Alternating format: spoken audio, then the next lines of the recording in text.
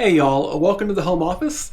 It's a little bit too hot to be filming outside today here in North Carolina, so apologies for the camping fan and light you might hear and see in the video. The main lights are off because, well, it is too hot to have them on.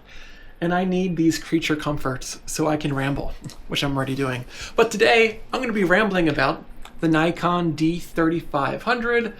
This little bad boy here has an amazing and outstanding 11 autofocus points, earth-shattering. I know, a crazy fast burst rate, of 5 frames per second. It does not have eye detect or subject detect autofocus or any type of, subject tracking. It does not shoot 4K. It does not have a flippy, tilty, rotating screen of any kind. And even with all of those limitations, I still love picking up and using this camera, and I still think it is a great camera for beginners to consider in 2026. So let's show the receipt and then talk about why I still love using this camera, even after almost, a decade of use at this point.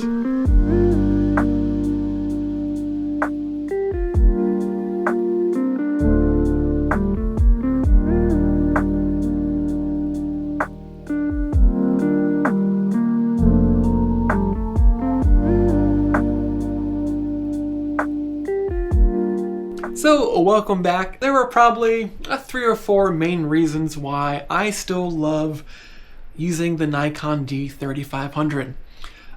Number 1, it is simple. Number 2, barrier to entry is low. Number 3 is just random features we'll talk about. So yeah, 3 main reasons there. So let's get into reason number 1. It is simple to use. Right? Any camera from the last 5 to 10 years, let's get it out of the way now, is going to take great pictures, especially if it's coming from one of the major camera manufacturers. Newer cameras in the past year or two, couple of years now, really at this point, especially geared towards beginners, are going to have probably some type of subject detection in there, maybe animal detection or vehicle detection, some type of tracking.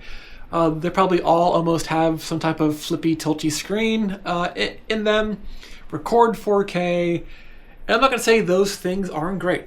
They definitely are. They are nice features to have, and they serve a purpose. But with all the new features that people expect in cameras today, they can make learning them a little bit more complicated. You may spend more time learning the ins and outs of a camera than learning the ins and outs of what makes a good photo. Composition, lighting, the exposure triangle, and etc. And it is really easy to learn those things on this camera because it is not jam-packed with crazy features.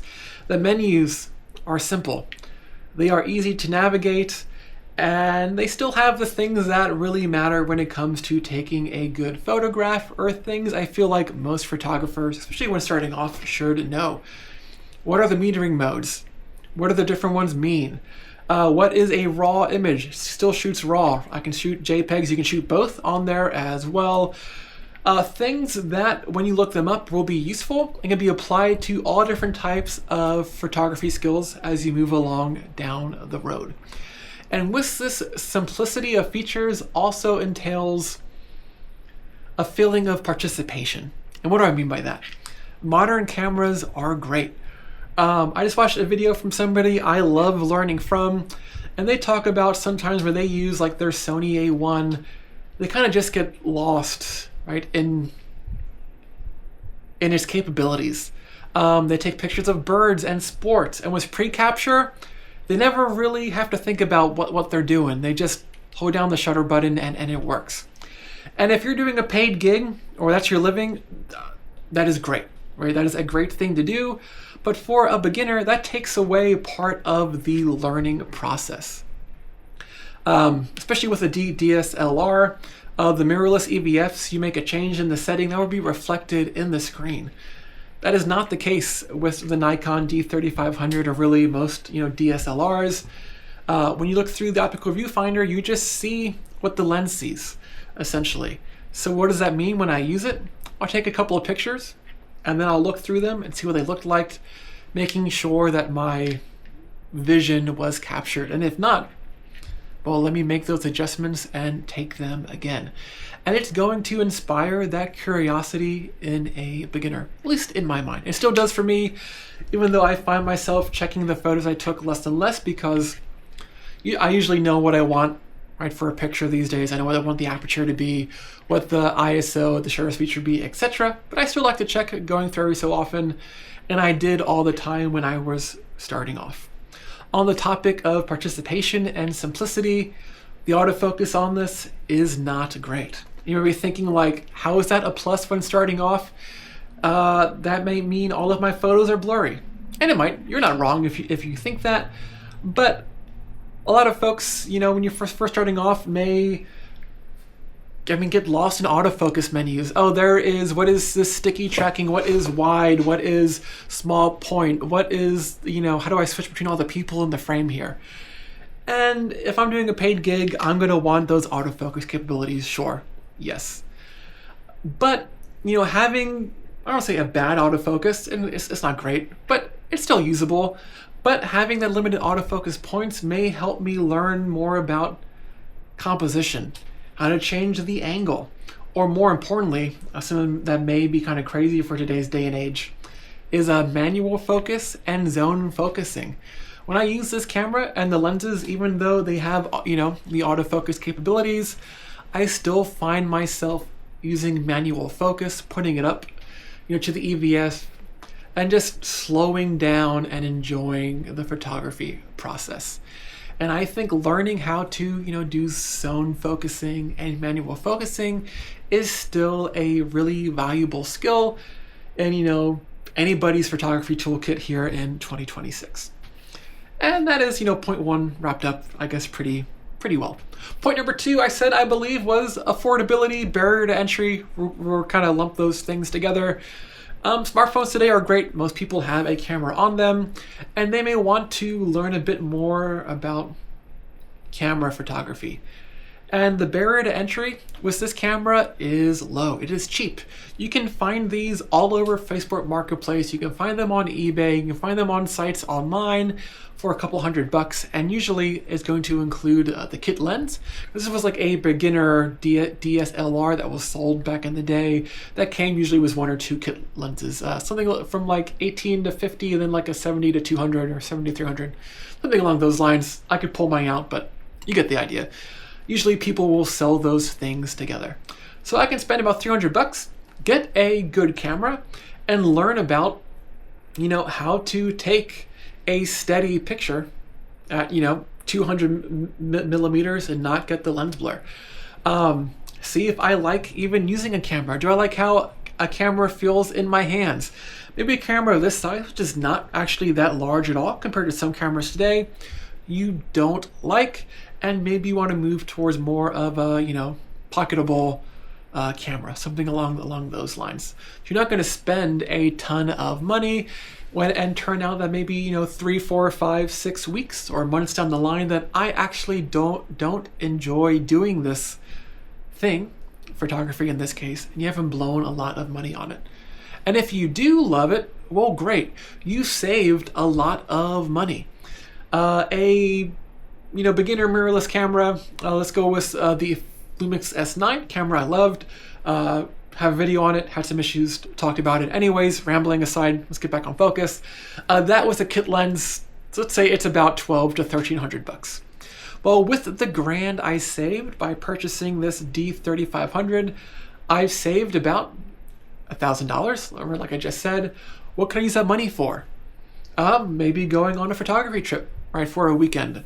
A night or two at an Airbnb, gas money, some food money, maybe a little bit of souvenir money, and I can go out and go to a place that will inspire me to take pictures. I can use that towards more lenses for the camera if you do like it. Like I said, this is an older camera. Most folks are moving towards mirrorless, which is great. I love mirrorless cameras, but that means they were trying to offload their old kit. There are tons of Nikon lenses that people are selling for this camera mount that you can get for a really great price. Maybe you get, the kit lens that comes along with it, and you realize after using this for a couple of weeks and a couple of months, I really like photographing people and pets. Maybe I should look for a cheap, 35 or 50 millimeter prime with a faster aperture, or maybe, I do like wildlife. Well, what does that mean? Well, maybe for this camera, I should get a tripod so I can hold it steadier, since it doesn't have IBIS, and then let me get a, longer lens. And you can take a picture of those birds from a further distance. So that affordability barrier to entry is super, super low. Image quality, maybe this is 0.3.5. I know I said 3, but maybe there's 4 now. It's still great. This is a 24 megapixel APS-C sensor. I've printed off photos with it. The one of Chloe here is a picture I took of her on this camera. I've made little photo books with the pictures I've taken with this camera. I've posted them to social media, and nobody has ever been like, is that taken with a 24 megapixel APS-C camera from 2018? No. Usually folks are like, wow, that's a really nice picture. Great job, I really like that. This camera with good lighting and a good lens still takes great pictures. Other things I love. One of them, let's see if I get the pop up here. Maybe. Probably don't have a lens on. But it has a built-in flash. These are all the rage of these days. People love the cheap little pop-up, flashes from the 90s. It's coming back. This has it. But it also will be like, oh, what does TTL mean for a flash? You can look through it. It's still going to have some of those basic settings that I can do for my camera. One of the pictures I like to do on it was the shutter drag stuff. I'll throw one of those pictures on here if I didn't in the intro. But it was a fun way for me to learn about shutter drag. The flash in there made that possible. Other things I like, the thing I love the most about this camera and why I still use it so often is the battery life is amazing. I have one battery for this camera. And when I'm out and about for a day on vacation or walking my dogs, I am never worried about, is my battery going to die? It's lasted for over 1,000 shots, 1,500 shots, still even after 8 years. I can walk around with one of my newer cameras on, and the battery's gonna get the blinking light warning after like 400 or 500 pictures. I have never been out and about charging the camera the night before and being like, oh man, this is gonna die today. I'm sure it's gonna happen at some point if my batteries get older and they deplete, they lose their their holding power. But still, after all this time, I have had one battery. I've never thought about purchasing a second, which is something else I really appreciate about this camera. Other things I like is it still has a hot shoe. So as you realize, hey, like I said, I want to learn more. I like photography. Maybe you want to learn about off-camera flashes. I have one of the cheap, I think it's technically a Godox flash that was like $50 off of Amazon. It's got the little, trigger on it so I can hook it up to like a little Bones mount adapter. And when I was first learning about, pet portraits, because that's, I like taking pictures of my dogs, I used that flash and this camera, and I was able to have, that flash set off to the side with a Bones mount adapter in a little umbrella and learn about lighting angles and still use this camera. Which, what I'm really trying to say is, it still lets you have room to grow. So I think that's probably about enough of a ramble today. It's hot. I don't know if you can tell, but I'm starting to sweat. Is that too much information? I don't know. If you're still here watching this video, thank you. That kind of blows my mind. Thanks for stopping by. If you haven't liked the video, consider doing so. Subscribing to the channel for my, I would say regularly posted rambles, but let's be honest, that is not true. I'm trying. But, I try to get one out every couple of weeks. That's the goal. But yeah, thanks for stopping by. And those are all the reasons why, even after, almost a decade, I still love this camera. So thanks for stopping by, and I will catch you in the next one. Peace out.